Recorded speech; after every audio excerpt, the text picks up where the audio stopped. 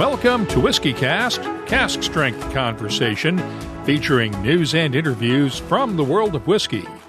I'm Mark Gillespie. This is episode number 939 for April 6th, 2022, featuring our latest Happy Hour live webcast. Beer and spirits writer Tara Nurin joined me in the studio to talk about the history of women in brewing and distilling. And this podcast episode was delayed just a bit by travel, since I was in Ireland for most of last week.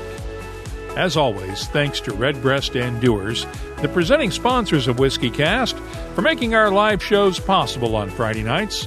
We also want to thank Writer's Tears, Catoctin Creek, the Dalmore, Mortlock, Scarabeus, and Sagamore Spirit, the segment sponsors each week on our flagship Whiskey Cast podcast. Now, on with the show. We're going to try something different. We've actually got the guest in the studio this time. Tara Nurin is with me from just up the road in Camden. And Tara's book is A Woman's Place is in the Brewhouse. Excellent read. Tara normally focuses on beer, but you do some spirit stuff as well, too, right? Mm-hmm. But tell me, first of all, how you got started as a beer writer.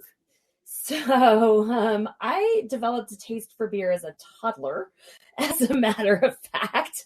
I might not have had great taste. I would sip off my dad's Budweiser. I was young. That's an appropriate choice for, it's like water. Yeah, well, maybe that is why I liked it. So I was a TV journalist for 10 years, and that's how I ended up in the Philly, South Jersey area. And after I left TV in 2005, I became a freelance journalist. My biggest client at the time was Visit Philly, the Philly Area Tourism Bureau. And 2005, Philly, in my view, was the hot beer city on the East Coast. So I was doing a lot of researching and writing about these new breweries, like yards popping up, new craft beer bars. And I was getting a lot of advice saying that as a journalist, it makes sense not to be a generalist, but to pick a niche. So I spent about 1.5 seconds considering becoming a wine writer.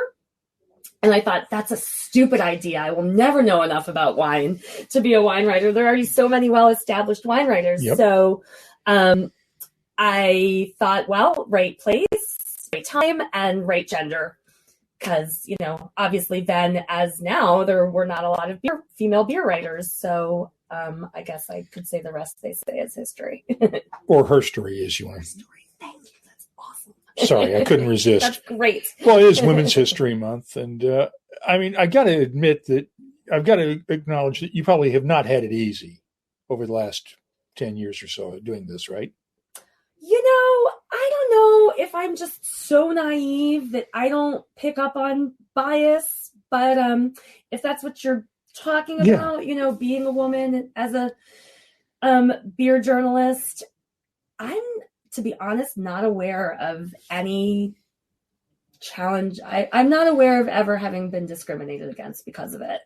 I'm a little more perceptive now than I was, and still, I still couldn't point to anything. In fact, what I'm noticing a bit lately is mansplaining by female beer tenders. I find that I get sort of mansplained to equally by really engaged, thorough beer tenders who I guess just assume that maybe nobody they're talking to knows about beer, or maybe it is because I'm a woman, but I can even go to them and say, I write about beer, or whoever I'm with will say, oh, she's the Forbes beer and spirits journalist. And still, it's like they explain things to me like I don't know anything about it. So it's interesting. It's just something I'm observing lately. Let's talk about the history of beer and women, because women have been making beer pretty much since the stuff was invented, right? It goes all the way back to Sumerian times and even before, right? Before. So, some people say beer is about 10,000 years old. I say beer is about 200,000 years old. Our friend across the river in Philly, Dr. Pat McGovern, who is a beer archaeologist at the University of Pennsylvania Museum of Archaeology and Anthropology, He says it's about 200,000 years old. So if that's what he says, that's what I say. So anyway. And he's found some of the oldest evidence of beer that goes back that far, right? He has, absolutely. I mean, I call him my ancient beer mentor. He's been on some of those digs that have found, obviously we haven't found anything nearly that old, but like you're saying, some of the oldest evidence we do have of brewing and drinking beer, he's been on those digs, if not in charge of them. So assuming, and obviously there's a lot of speculation here. Nobody was really writing things down back then, but the going theory goes like this. Once we as humans developed two legs, we became bipedal and started walking out of southern Africa. That's when we really became hunter-gatherers. And I don't know if you talk about this, with your other guests, but the idea is that beer, it's the predecessor to beer, which would have been more like mead, was sort of accidentally discovered. Honey ferments accidentally, wild yeast, the rain falls, and lo and behold, somebody drinks it and discovers that it's fun, along with a lot of other things that might have ensured the survival of the species. But we don't have enough time to go into that, I don't think. But anyway, so dating back that far, this alcoholic beverage would have been potentially safer to consume than water that might have had some, bacteria in it, microorganisms that weren't safe, etc. Beer and alcohol quickly became a staple of the family for drinking, and once civilization began, agrarian civilizations, there really wasn't a lot else to drink. So starting then and going as late as colonial American times, you'd have everybody in the family, including babies, drinking small beer as what they drank. So sorry if I'm making this longer than no, it's fine, because this is the predecessor to whiskey, obviously, because this is where we get the beer that eventually becomes whiskey once we discover distillation. So and as you and your viewers well know, that sort of in whiskey throughout, once it became a thing, especially in colonial America, it would have been sort of like the more fun version of drinking. But when we're talking about beer, and being a family necessity, it would have been women's work. It would have been a chore like cooking. So it was women who did it. The premise of the book, and maybe I'm getting ahead of ourselves, the premise of the book is that was the case throughout time and space since, I argue, the beginning of humanity. However, every single time for thousands of years, no matter where you're talking about on planet Earth, either religion, politics, or economics would come in at a certain point in that civilization's development, kick women out, bring in men. Yeah. And can't excuse it. Can't explain it. Not even going to try. I don't blame you. Our friend Malt Mariner is over in Germany. I said, comments, he heard in a documentary that beer was responsible for humans to start settling in one place so they could cultivate crops. So beer is the root of all civilization. Cheers to that. That is an argument for sure. Conventional wisdom says that it was bread, but beer lovers argue that it was actually beer that caused humans to settle in one place. They found an area where wheat and grains and barley were, prevalent. They figured out how to plant them because they wanted a stable source of nutrition. Whether that was bread or whether it was beer, we have yet to settle on, but there are certainly arguments that say it was potentially more likely to be beer than bread. Makes perfect sense because we didn't have ovens. Mm-hmm. We would have had to find a way to cook it for bread. Right, exactly. So, and, as we just touched on, it's got all those nutrients. It's got the calories. It's, safer potentially than the drinking water source. So I'm excited to see how that scholarship develops. That's kind of above my pay grade. I'm going to just wait to see what the scientists and there's research grants to be made. Yeah, and we'll be here to cover it. You and I. Exactly. I got a dumb question for you. All right. As the beer expert, because I'm used to dealing with distiller's yeast. The same stuff that distillers use from distillery to distillery. I don't understand the difference between ale yeast and lager yeast. That's not a dumb question. Can you explain it to me? Because this is me being curious, because I don't know the answer to this one. If I knew it, I wouldn't ask the question, but I don't know the answer to this one. Yeah. And it's been driving me nuts for years. So they're really, to keep things simple, and yeah, there are two kinds of beer, ale and lager. The difference being the yeast that's used, like you're saying. Lager yeast ferments at a colder temperature, and it ferments on the top of the liquid. Ale yeast ferments warm. No, wait, sorry, I'm getting it backwards. I've had 2 sips of beer. Okay, so lager yeast ferments colder at the bottom, and ale yeast ferments warmer at the top. So, and then lager yeast, generally for German lagers, you've got somebody chiming in from Germany. Once you ferment, they tend to have to be lagered in a cellar for a little bit long, a cold cellar for a little bit longer period of time so the beer can condition. But really, it's just that simple. Lager yeast is cold and bottom fermenting, and ale yeast is warm and top fermenting. So the ale yeast would be more like a distiller's yeast, because if we've been to distilleries together, you see the fermenters and you see it all on the top. Yep. So it would be similar to an ale yeast. I would think so. You might be getting above my pay grade a little bit here or there too. But I'm trying to get a comparison just to try to get the.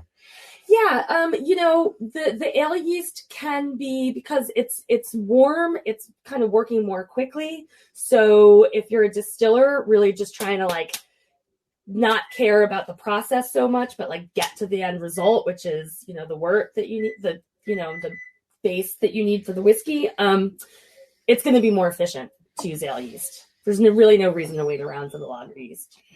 And Tabitha Spirit Bomb wants to know, when did hops enter the story? Oh, hops. I wonder if she knows that that's a great setup for the story of women in beer. Let's do it. All right. So, hops, again, to simplify things, hops came into the picture starting probably about 800 to 1000 BCE in Europe. Around Northern Europe, Germany, that area. There's actually a nun from around that time who was the first to write down the preservative properties of hops. What happened over the next couple hundred years in Europe is that hops have a lot to do with women getting kicked out of brewing in Europe in early modern times. Because when women were brewing, they tended to flavor and bitter their beer with whatever was available. They'd go forage, and sometimes it would be some pretty unsavory stuff. But as hops became more prevalent, hops really contributed a lot to the standardization of beer. And you've heard of the beer purity law from Germany from 1516, which said beer can only be made from water, malt, and hops. They didn't know about yeast yet. Hops had to be cultivated for the most part, or in order to have the quantities that they needed, and women couldn't access them. And in some cases, the church wouldn't let certain people have them.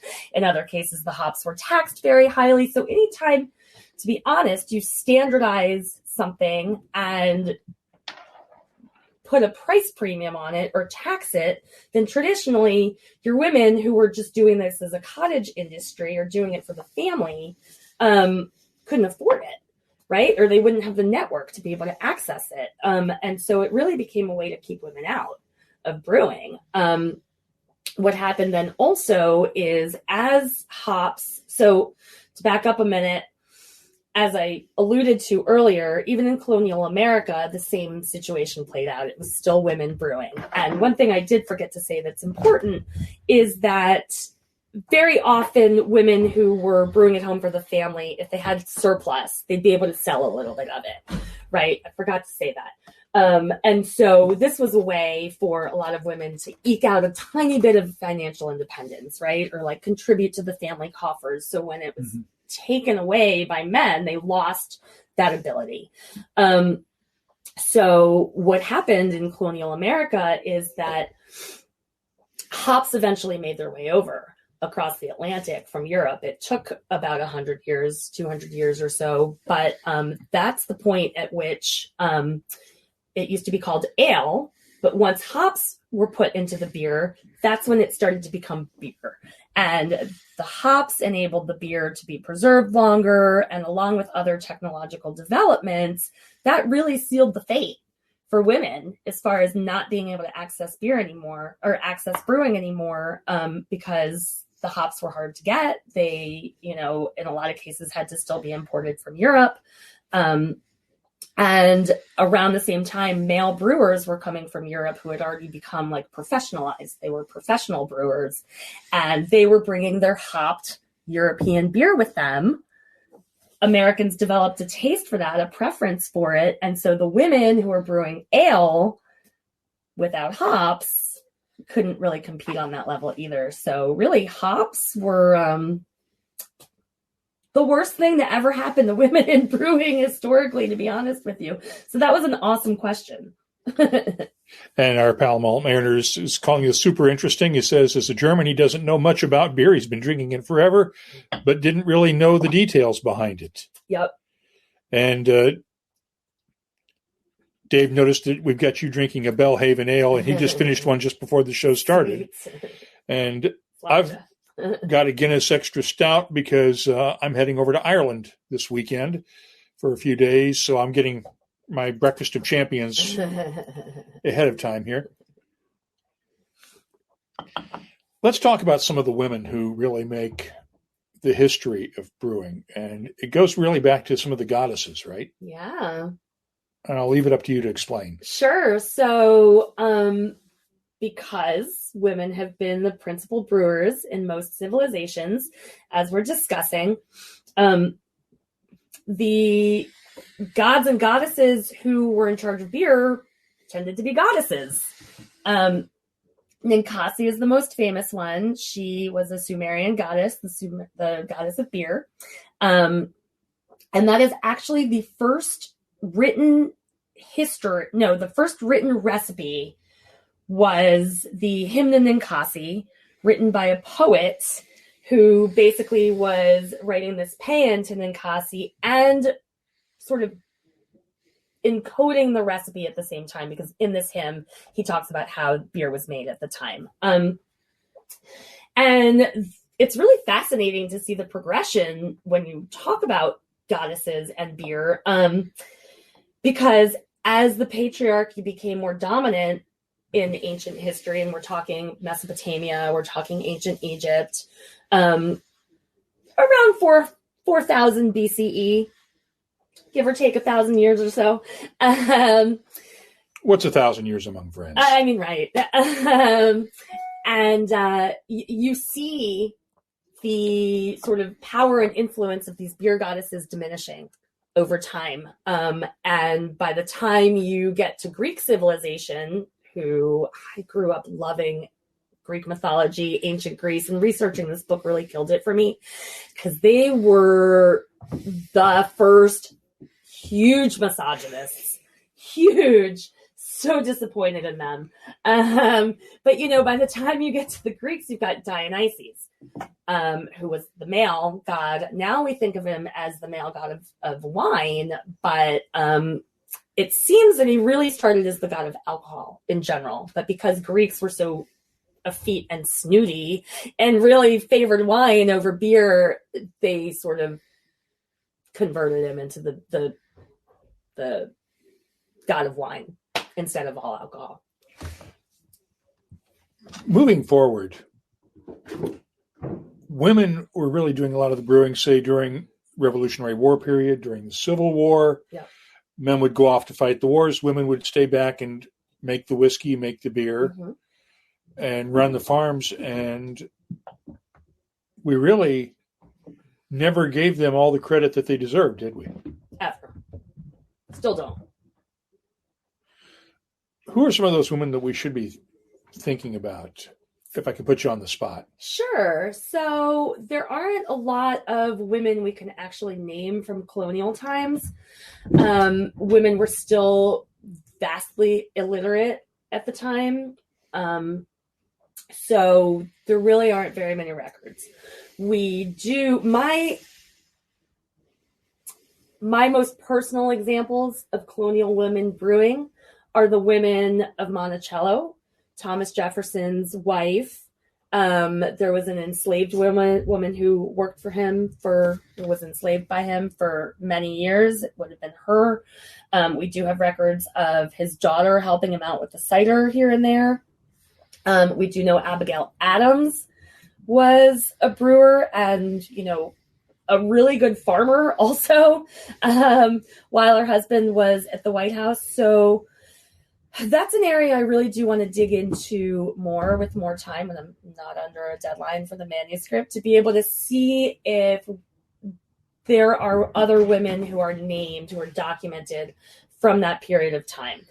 Obviously, I'm mentioning the wealthy women, the families of presidents. Those are the ones who got written about because, they would have been more literate, had more people writing about their families in general. Do you want to talk about more contemporary women?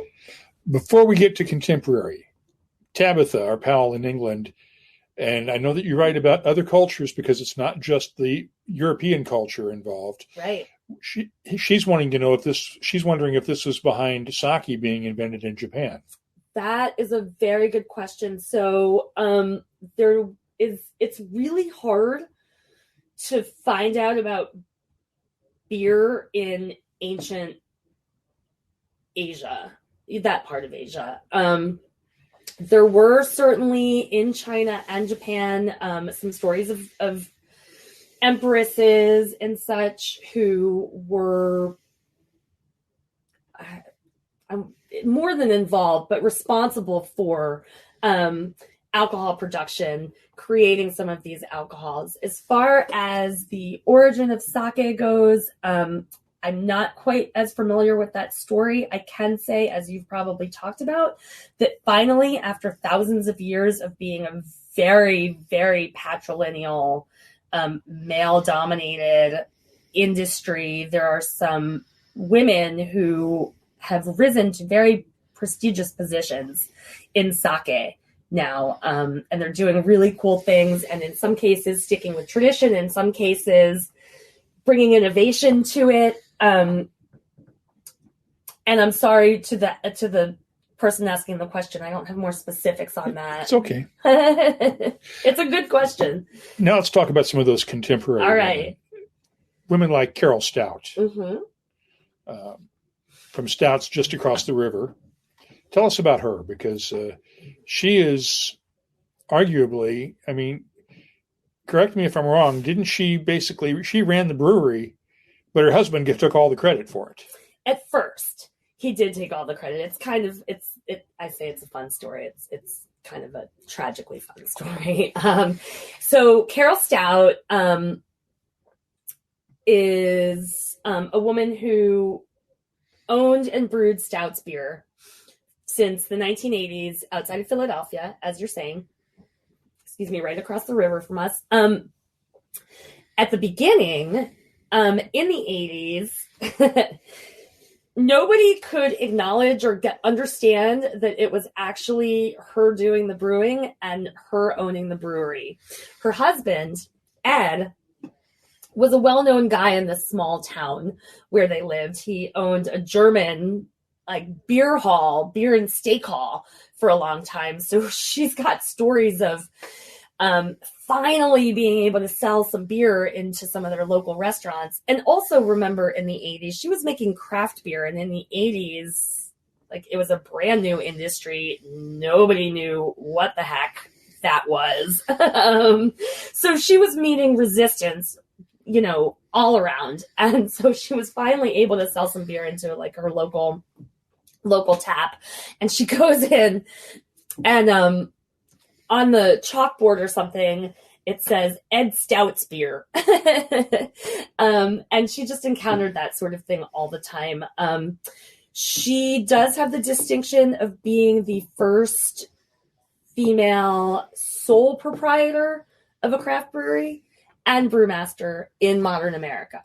There are a few women who came before her as far as like being co-owners of breweries. But she's a legend here in the Philly area, as you know, as being like, if at least as of a couple of years ago, or until a couple of years ago, when so many more women started entering the industry, if you asked anybody on the street, the proverbial street, quick, name a woman in beer, they'd go Carol Stout. And it's Stoudt as opposed to the stout beer. It says what? It's spelled Stoudt. Yes, that's their last as opposed to stout beer. Right. Sorry. That's a little confusion there. Sorry, since I'm drinking a Guinness Stout, I just looked at it and went, wait a second. I just made the connection there. She did, they really specialized, as do a lot of the older craft breweries in the Philly area, specialized in German styles because Pennsylvania. Mm-hmm. Pennsylvania, Dutch, German, a lot of rye and all that. Mm-hmm. Who are some of the other women that we don't give a lot of credit to? Any of them. Okay. No. So there are, so I'll just pick one. The first ground up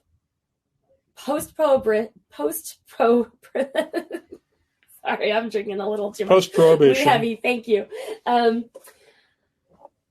Independent brewery in America was founded in 1976 in Sonoma County, California, called New Albion. Anyone who follows beer history knows that Jack McCullough was the founder of New Albion. It didn't last very long. They closed it in 1982, unfortunately, but there have been all these big high profile like collaboration beers with Jack over the years, beers made in his honor. I did not know until I started researching this book that he had two female co-founders. And not only were they co-founders, they funded the entire operation. And one of them left after like a year or two. One of them, Susie Dennison, say her name, Susie Dennison stuck with him until the bitter end, ended up getting left with a $12,000 tab in 1982 when they closed the brewery, and did everything there. Ran the back end, helped brew, sold, bought the malt, and no one knows about her. Like literally now she's starting to get a little bit of press, but I found out about her from one book that I read while I was researching. And then Teresa Mccullough is the craft beer curator at the Smithsonian. She went and interviewed her and started getting her a little bit more attention, but she's in her 80s. No one knows her name. And I love this part. This is like the coda to the story. She's awesome, by the way. But she is now getting recognition and going and brewing with other women in the industry. Like March 8th was International Women's Brew Day. She was brewing with the Seattle chapter of the Pink Boots Society, and she's been hidden from history since the 80s. Let's explain what Pink Boots Society is, because it's moving into distilling now too. Yep. So the Pink Boots Society was founded in 2007 as a professional as a networking and education organization for women working in beer. It became a nonprofit a couple years ago, and then just a year or two ago, expanded beyond beer for the first time into women in all alcohol production. So actually, if you're watching and you're in spirits or some non-beer alcohol, not a lot of women outside beer really know about the organization yet, because it is, membership has just been available to you for, like I said, a year or two.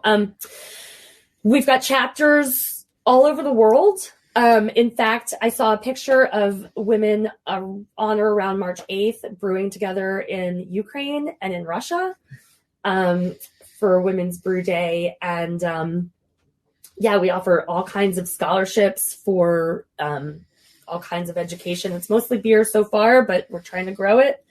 And the woman who wrote the foreword to my book, because she basically made me write the book, Terry Ferendorf, founded it. And Dave Kuhn has caught your shirt because he is familiar with Creature Comforts in Athens, Georgia. Yeah. And says they're the best brewers in Georgia. I pick no favorites. They're amazing. They're a B Corp. So they really emphasize, what is it? People, planet, profits, or something like that in that order.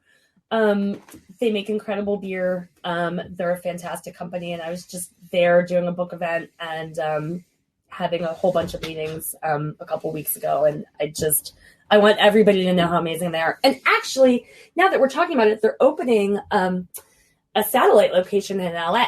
So they're in Athens, Georgia, and LA. Well, they just broke ground a couple weeks ago, but yes, thumbs up. Thanks for noticing. Let's talk about women in distilling now, because we've got great women making great spirits all over the place. People like Lisa Wicker at Widow Jane, Becky Harris at Catoctin Creek, Alex at Old Dominic in Memphis. There are really, brewing and distilling should know no gender bounds, really, right? I'm glad you brought that up. It's been interesting. Well, I'll back up for a second. I think spirits, as far as getting women into high positions, is well ahead of beer. I say that to beer audiences all the time. Follow spirits, they're ahead of us.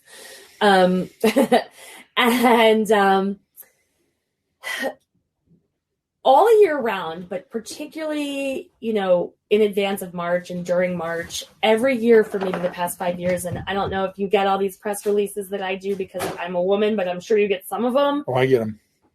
Do you want to interview this female distiller? Do you want to interview this master blender? Every single day. And it's really nice. And haven't you noticed a huge uptick in the number of those that you're getting, even over the past 3 to 5 years? And as I point out, I'd like to interview them all year round. Don't just tell me about them in March. Right. We're leading up to it. Tell me about them all year round so we can give them attention all year round. Somebody asked me the other day, you'd be a good person to ask. Somebody said, after I said, I get these press releases all the time. Do you think it's performative? Do you think, yes, they are in those jobs 1,000%, but it doesn't matter. If it's sincere versus performative, does it even matter? Because they are doing those jobs. But I don't know. What do you think? What sincerity? I think it's sincerity on their part, because they're not the ones. Most of the women I know in the business wouldn't want to send out a news release highlighting, interviewing me about International Women's Month or Women's History Month. They wouldn't want to do that. They wouldn't put themselves forward for that. No, you're it's right. the PR people that are putting them forward. Right. I guess I meant That's more on the company level, not on the women's part, but the companies. I think it's a case of recognition of good talent. If you look at Diageo, I think of all their distillery managers in Scotland, I think at least a third of their distillery managers are women. Plus, Pauline Rooney was heading North American production for all their spirits for the last several years as well. And Ebony Walker was the master blender for Bullet Bourbon. Mm. So they've actually walked the walk. Cool. Good. In a lot of ways. But they're not the only ones. Sure. Mount Gay is somebody who has contacted me a lot about their master distiller. So many. We could sit here for a while and list a whole lot of them. So that's good. So you're saying you think that it's finally a matter of recognizing that these are very talented, worthy women of holding these positions. Right. Cool. Because they've realized that if we're talking about Women's History Month, then yes, we need to make a note of these women. We've got these women working in these positions now where we may not have had it 5-10 years ago. Right. Let's take advantage of it and promote the fact. You know who also has Michter's? That's right. Great like a lot of Andrea women. Wilson, Pam Heilman Yep. was their former master distiller. And it's Woodford Reserve, right? Also, Elizabeth McCall. Thank you. Yep. Just some companies I've dealt with who have women. But also leading. on the Brown-Forman side, Jackie Zykan. I don't think I know. Jackie is Chris Morris's assistant on the Old Forester side. Okay, yep. And the master Awesome. taster for Old Forester. Support these brands, y'all. We're getting folks talking about high ABV beers. Okay. And the infamous Brewdog, the technical nuclear penguins Right. and stuff like that. The freeze. Speaking of PR stunts. Yes, freeze distilled ones. And we don't want to talk about Brewdog much just because they have issues. They do. But they also have lawyers, so I don't want to go into it too much. Fair. Tell us what you get on this Bellhaven. I know I like it, but tell me what you get on it when you taste it, because you've judged in competitions. I have. I'm a BJCP certified judge.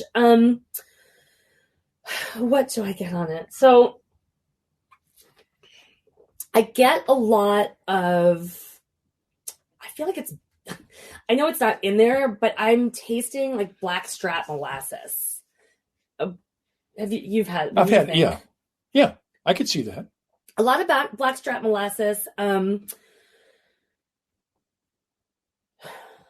lot of licorice, black licorice, I think, as well. And maybe that's what I'm getting instead of the molasses. I think as it warms up a little more, I'll be able to get a little more. I think actually it might taste a little boozy to me. Not hot quite, but like maybe maybe I feel like the alcohol is not as well integrated as I would like. Is that because it came out of the refrigerator and it's been cold? Or I don't know. I don't think so. And it's not even that high. It's only 7.4%. Maybe it has to do a little bit with the sugars and sort of a lighter fermentation than not. And also, it's probably been a couple years since I've had a wee heavy. So if I had a few and could compare, I might be able to, put it into perspective, put it into context a little better. I can't say it's my favorite wee heavy I've ever had, but also it's very authentic. So Dave Kuhn is asking if there's been a production beer out there that has been taken and distilled into whiskey. I know of a couple. The Racer 5 IPA, Charbet did that one. Okay. Yeah. And Charbet has done several of those. Okay. That's a really good question. Keep talking while I think. I know that one. I'm trying to remember. There's a couple of others that have been done too that I've over the years, but it's because of the hops. It doesn't distill as well for some reason. Well, actually, you know what? Thank you for saying hops, because now I just remembered, and I'm going to have to think of the name of the distillery. It's called Jackson Distilling Company. I was just out in Jackson Hole, Wyoming, in January, and I was brewing with. Here's another B Corp brewery that we can't get their beer here, but Roadhouse Brewing in Jackson Hole. Fabulous beer, fabulous company. The day I was there, I went with the team to, I think it was Jackson Distilling Company, something very similar. If that's not exactly right, Google it, it'll come up. They had given the brewery, gave the distillery a lot of kegs of IPA at the beginning of the pandemic because they couldn't sell it anymore, right? And they didn't want it to go bad. They were like, well, better than dump it. Let's give it to our friends at the distillery. So we went and tasted it after it had been sitting in the barrels for 2 years.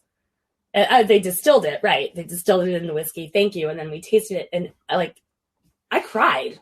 Well, I believe it. I'm remembering now. Whistlepig did the same thing. They took a bunch of beer that local craft brewers all over the Northeast couldn't get rid of because of the pandemic when all the tap rooms closed down. Yeah. And they took it in and said, we'll distill it into whiskey. Yeah. They haven't released any of it yet because it's still maturing, but I can't wait to see what it comes out like. But that's another example. It is, and I know some Jersey breweries have done it. All I can think of right now is like Jameson Caskmates, and that's not really what we're talking about. But I know some people in New Jersey who are my friends are shouting at me right now, Tara, it's this. But yeah. What's your take on Caskmates and stuff like that, where it's whiskeys that are finished in beer casks, where they've done a little cask trading between brewer and distiller? I love collaboration, cross-industry collaboration. I have been saying in New Jersey to like the wine industry, the beer industry, and the very much newer craft distilling industry in New Jersey that they need to get together. You know, instead of having a wine trail or a beer trail or a spirits trail, Drinks trail. A drinks trail. Yeah. You know, get the cider people in, get the kombucha in, like, let's make it a party. And I think that trading casks around is a gorgeous way to go, because look at all the cross-promotional opportunities there are to market. You know, the distillery is going to now be able to reach this, you know, the brewery's audience and vice versa. Bring it on. More of it, please. More of it. Do festivals together. It's silly that they don't. Whiskey Canuck, our pal in in Montreal, is remembering when he visited Torveg Distillery, just opened up on Skye, and they have women on their distilling team as well. Awesome. Good to know. Another one, Penderyn, Laura Davies, has been master distiller for a number of years, and she runs that Faraday still that brings spirit off at 92%, high-powered stuff. And then I'm trying to remember who else. Well, then, of course, there was Georgie Crawford, who ran Lagavulin for years and is now in charge of the Elixir Distillers project on Isla to build the distillery there from the ground up. That sounds awesome. So, yeah, Georgie's getting to run that after running Lagavulin. And she also coordinated for a couple of years the Port Ellen restoration. Okay. So this is great. Keep them coming. I know as soon as the cameras go off, you and I are going to be like, this one and this one and this one. Just a few. And then you've got all sorts of just great women working in the whiskey industry. People like Nicola Risk at the Macallan. Speaking of the Macallan, Sarah Burgess left as their whiskey maker in January, and she's got a new gig coming soon. Christine Campbell is still the master whiskey maker for the Macallan. Nice. And she's in charge of that. Edrington also had a woman, and I'm whiffing on her name now, but she was the manager at Highland Park. Okay. For the last time I was there several years ago, and I'm spacing on her name now. And as Spirit Bomb points out, Nickneen is run by women. It was founded by a woman, Annabelle Thomas. Okay, awesome. And that's a distillery that should have B Corp status. If it may be too small, though, just because you have to be of a certain size to get B Corp, because it requires the ability to invest in sustainable practices and things like that. And just like getting your LEED certification, it is rigorous. So, yeah. And expensive. Right, exactly. You do have to prove a lot that you're doing a lot of things. So it is harder for smaller distilleries and breweries. But yeah, keep the And Emma Walker, coming. As Tabitha points out, Emma Walker is now the master blender for Johnny Walker. She took over first of the year when Jim Beveridge retired. And Dave Kuhn points out, and this is a story that you tell in the book, Sam Adams has made it over to Europe, but as foundational as that brewery is to craft beer, it's kind of fallen behind. Yeah. They don't tell the story of the woman who actually was Jim Coach's right-hand person. So that's what I thought. Yeah, so Rhonda Coleman. Oh, of course. She owns Boston Harbor Distilling. So maker of some of the best gin I've ever had. So Rhonda Coleman was there at the beginning with Jim Cook. He had worked with her in a previous life, brought her over. The two of them helped build the brand. She was there for years, brought in a lot of women to work in sales and other positions, took off, did her own thing, owns this distillery now. I thought that they didn't talk about her a lot because I hadn't encountered her, but I've done a lot since the book's come out and in the researching of the book with Boston Beer, and they're always telling me that they always talk about Rhonda. So I guess at least internally, they all know about her. which is great to hear. She's a cool lady. And New Belgium was run by women too out in Colorado. Kim Jordan, New Belgium has had a lot of women in leadership over the years. In fact, when Kim stepped out of the day-to-day running of things, she hired Christine Perrin as the CEO. There's a woman who's worked there for decades. She's my girl crush, to be honest. Her name is Lauren Salazar. She has run the sour program, the QA program. She's done pretty much everything you can do at the brewery. Explain that for a second. A sour beer, as opposed to sour mash, which we're used to in the whiskey world. Right. Explain what the difference is between what a sour beer is. That's a great point to bring up. So a sour beer can be lots of different things. Primarily, it tastes sour. No surprise there. There are a couple of traditional ways to get a beer sour. There are certain yeasts that will sour a beer. And sour beer really became a thing in Belgium with the monks in the Middle Ages because they didn't, like we said, know about yeast. So really they would inoculate their beer with wild yeast in the air that they didn't know what was happening, but that's what was happening. And some of it, I mean, it had been around for hundreds of years, like hanging out in the rafters and such, right? Some of it would sour the beer. And so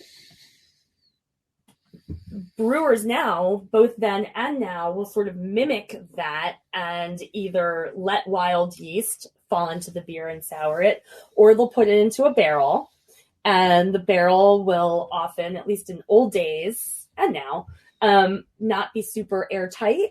And so there'll be this wild yeast and bacteria that comes in and inoculates the beer as it ages.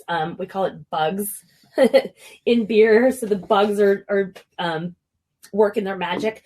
There's a phenomenon over the past couple of years called kettle souring, which is like a kind of shortcut way to sour a beer that doesn't involve any of this dirty yeast. They just sort of do it in the kettle, and I would maybe call that more of a tart beer myself. But there's a really good example if your viewers, y'all, haven't tried one. Dogfish Head makes a beer called Sea Quench, which is the fastest growing sour in the country. And it's a really good sort of introduction to sour beers because it's not super sour. But if you're curious about really sour beers, the ones to try are Flemish Ales. Because like I said, they sort of invented the concept, and those are face puckering.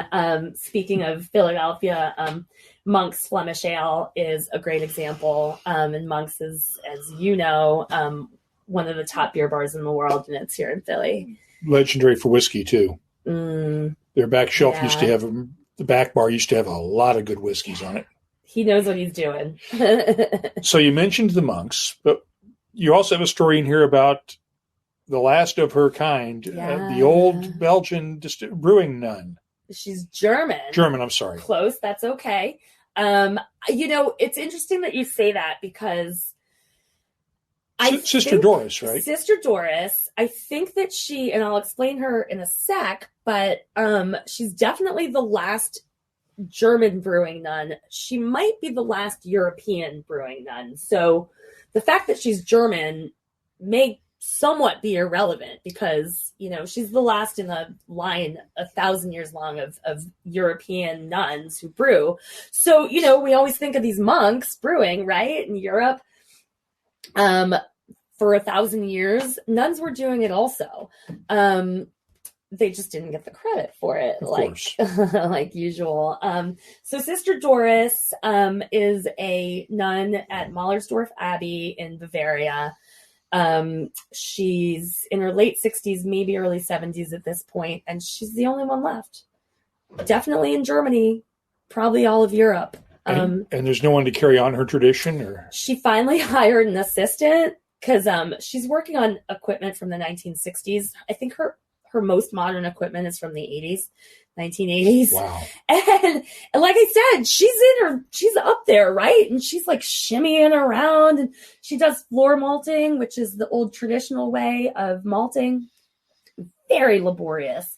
A couple years ago, she hired an assistant, and he's a guy. So, yeah, there's nobody to take her place. That's a shame. You would think that they would want to continue that tradition on.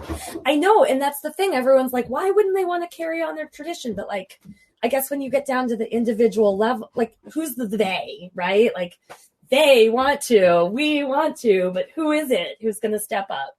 But it is kind of surprising that nobody really has come forward. I mean, I don't think there are a lot of nuns anymore. No. For starters. I'd suggest you could do it, but no, that's not going to happen. This Jewish atheist is not becoming a nun.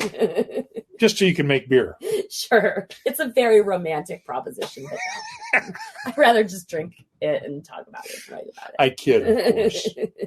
Well, this has been a blast for the last hour or so, just to enjoy it. Tara Nurin's book is A Woman's Place, is in the Brewhouse, available through all of your basic online bookstores. Order it through your local independent bookstore if you can, though, and I highly recommend it. Thank you for joining me, and Sláinte. And now we're going to try a few whiskeys after we shut everything down. Thanks again to beer and spirits writer Tara Nurin for joining me in the studio for our Happy Hour live webcast on March 25th, 2022. This week we'll be talking about how to pair whiskeys with chocolate just in time for Easter. Isla-based whiskey educator Rachel McCormick will be my guest. We'll start the fun at 5 p.m. New York time on the WhiskeyCast YouTube channel, our Facebook page, Twitter, and Twitch. If you have comments on this or any of our podcasts, we'd love to hear from you. Just look for us on Twitter, Facebook, or Instagram at WhiskeyCast. And please consider leaving a rating or review on your favorite podcast app, too.